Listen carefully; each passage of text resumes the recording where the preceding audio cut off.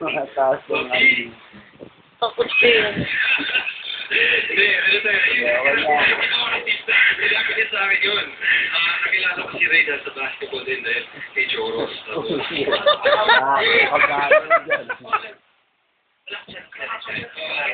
Hindi, may nakakagatin yan. Takot siya eh. Parang niyakay sa pagkakita. Ate, please, tanggalin mo na.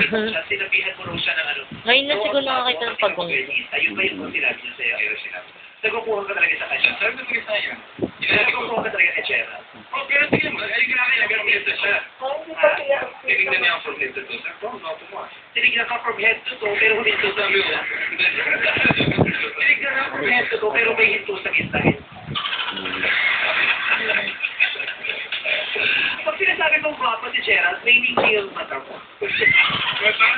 Love mo, bro. Wala, hindi na ako masabi. Okay, ulit-ulit. Okay, hindi ko masabi. Existing in... Kaya pala sa France, nag-sweet mo sa akin. Wow!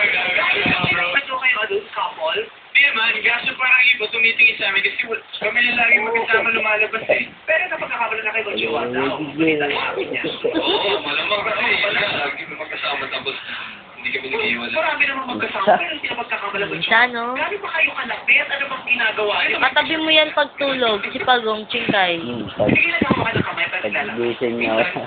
Okay. Tabi kayo ni Pagong. Tabi kayo.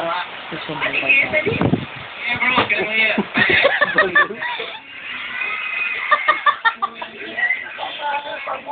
Alam mo kay Sarah, sige, gawa ng tiro. Sa'yo kayo pa. Pabalik na tayo. Kasi gumawa ng si Raver.